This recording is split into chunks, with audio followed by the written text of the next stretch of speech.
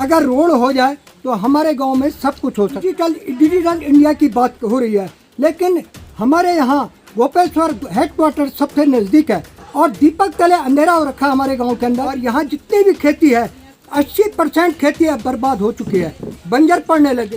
कोई भी सरकार बने हमारे लिए सरकार सब अच्छी है, लेकिन हमें जो है रोड जो सरकार देगी वो सबसे महान सरकार मानी जाएगी। रोड रोड रोड, न रोड है न रास्ता है। बच्चा हमारा बीमार हुआ, हम गोपेश्वर ले जा रहे थे, वहाँ पर जाने वो उसने दम तोड़ दिया। पूरा 80-90 परिवारों का हमारा गांव है और इधर उधर चारों नालों से घिरा हुआ गांव है, जो कि ये गांव कभी भूस्खलन में भी आ सकता है। देख सकते उत्तराखंड का वो गांव जहां विकास पहुंचते पहुंचते दम तोड़ देता है। हर गांव सड़क पहुंचाने की बातें तो खूब हुई, लेकिन इस दावे की हकीकत जाननी हो तो चले आइए चमोली के दशौली ब्लॉक के सिरो गांव में, जहां आजादी के बाद से आज तक सड़क ही नहीं पहुंच पाई। सड़क ना होना यहां रहने वाले 60 परिवारों के लिए कितना बड़ा नासूर बन गया है, इसका अंदाजा इसी बात से लगाया जा सकता है कि अब तक यहाँ के कई लोग बीमारी में सही समय पर अस्पताल न पहुंच पाने के कारण मौत के मुंह में समा गए। आखिर इन मौतों की जिम्मेदारी किसकी है?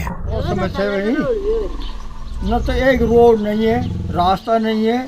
फिर हमने 15 अगस्त को जिला परिषद के रोड में दशौली ब्लॉक के भूतपूर्व सैनिक की मीटिंग थी।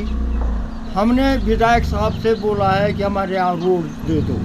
विधायक साहब ने हमको बोला उस अंदर हॉल में 800 आदमी के बीच में कि हम दूर दराज की रोड बना रहे हैं, टाइम लगेगा तो तब देखेंगे तुम्हारे गांव के लिए रोड। और हम आशा तब से करें जब चमोली जिला खुला, उस समय से रोड रोड रोड, न रोड है न रास्ता है।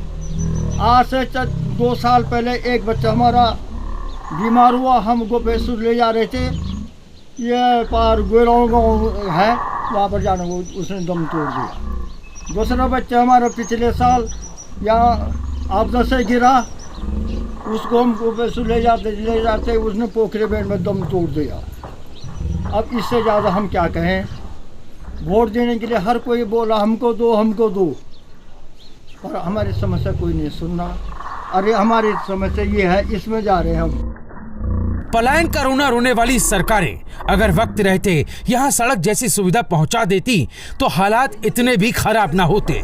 सिरो गांव के ज्यादातर लोग पलायन करके शहरों का रुख कर चुके हैं। अब जो आबादी यहाँ है उनमें ज्यादातर बुजुर्ग और महिलाएं ही हैं और इनमें भी 70% लोग आर्मी से रिटायर्ड लोग हैं। कहता हूँ कि हमारे यहाँ पे जो है 70% जो है फौज में है और 30% जो है एक्समैन घर पे हैं और लेडीजें खेती करती हैं और अपना खेती से अपना व्यवसाय करती हैं। चंद एक लेडी ऐसी हैं विधवाएं हैं और चंद एक लेडीज ऐसी हैं जो कि जो है पेंशन मिलती है उनको, लेकिन वो बेचारी इतने असमर्थ हैं कि वो यहाँ से अपनी पेंशन को लेने के लिए नहीं जा पा रही हैं, क्योंकि यहाँ पर रोड नहीं है।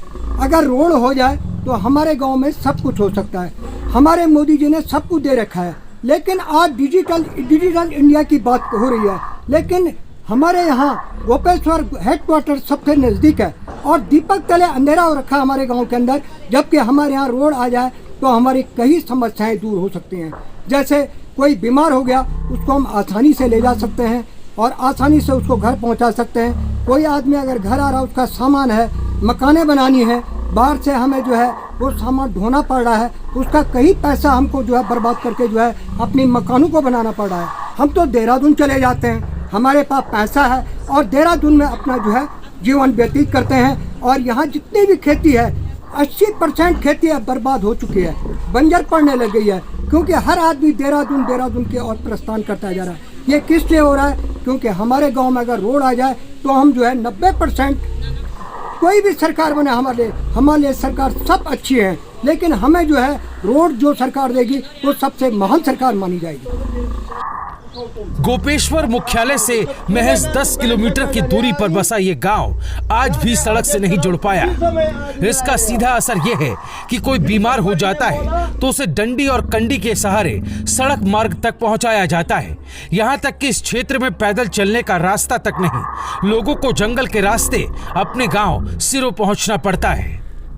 हालांकि यहाँ के ग्रामीण कई बार जिला प्रशासन और देहरादून तक अपनी बात पहुंचा चुके हैं, लेकिन इनकी बातों पर गौर करने की जहमत तक किसी ने नहीं उठाई। हमने 400 रुपए दिया यहाँ पर डेड बॉडी के गोपेश्वर में, और वही हम सड़क में सारा गांव वालों को बोला कि सुबह चलो चक्का जाम करो। शाम को सब ने बोला और सवेरे सबका मुंह के लगे ताले, बोल हम तो बंद हो जाएंगे। हम जब 10 हमारा ये भरोसा है अपने मोदी भाई से और अपनी जनता से कि हमारा जो आना जाना है यहाँ पे पैदल चलते हैं हम, हमारे बच्चे हैं, पूरा परिवार 80-90 परिवारों का हमारा गांव है और इधर उधर चारों नालों से घिरा हुआ गांव है, जो कि ये गांव कभी भूस्खलन में भी आ सकता है। देख सकते हैं दुर्भाग्यवश कई बार हम रोड के बारे गए, लेकिन हमारी सुनाई बिल्कुल नहीं हो रही है, जो कि बालखिला पुल से भी रोड आ सकती है और पोखरी बैंड से भी हमारे यहाँ रोड आ सकती है। ये रोड के बिना हमारा गांव वर्जित है। हमारे कई लोग ये यानी गर्भवती महिलाएं हैं, बीमार हैं, कई बीमार हमारे लैप्स हो गए हैं लेते घर हॉस्पिटल पहुंचाने पे, क्योंकि गांव में आदमी नहीं मिलते हैं। डंडी पे ये यहाँ पे कंडी भी है, हमारी कंडी पे जाते हैं। इस जमाने में एक शर्म की बात होगी। हैरानी तो इस बात की है कि चुनाव के वक्त जनता के सामने हाथ पैर जोड़ने वाले नेता तक जब बिना सड़क के जंगल के कच्चे रास्तों से होते हुए गांव तक पहुंचते हैं, तब भी उन्हें यह मुद्दा नजर नहीं आता। बहरहाल अब यहाँ के लोगों का धैर्य जवाब दे रहा है और इन भोले भाले गांव वालों ने अनशन कर अपनी मांग बनवाने का फैसला कर लिया है। सड़क की सबसे बड़ी प्रॉब्लम है, क्यों आना जाना, और कई लोग औरतें हैं या कोई भी अगर बीमार हो गया उसको कुछ हॉस्पिटल ले जाने के लिए बड़ी समस्या है। यही रोड की समस्या सबसे ज़्यादा है। बाकी तो गांव में प्लान का तो क्या बोलना, प्लान रोड न होने से भी जिसको जाना होगा वो जाएगा, जिसको रहना होगा रहेगा ही, उसको तो कोई रोक नहीं सकता है।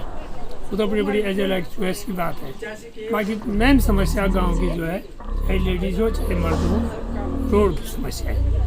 अगर हमें रोड मिल जाए तो हम सरकार का बहुत बहुत धन्यवाद करते हैं। ये तो महज सिरो गांव की कहानी है।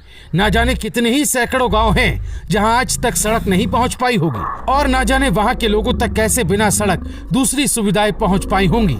उम्मीद करते हैं आने वाली सरकार सिरो गांव के लोगों की इस मांग पर जल्द गौर करेगी और सालों से जिस सड़क का इंतजार यहाँ के लोग कर रहे हैं वो इंतजार जल्द खत्म होगा।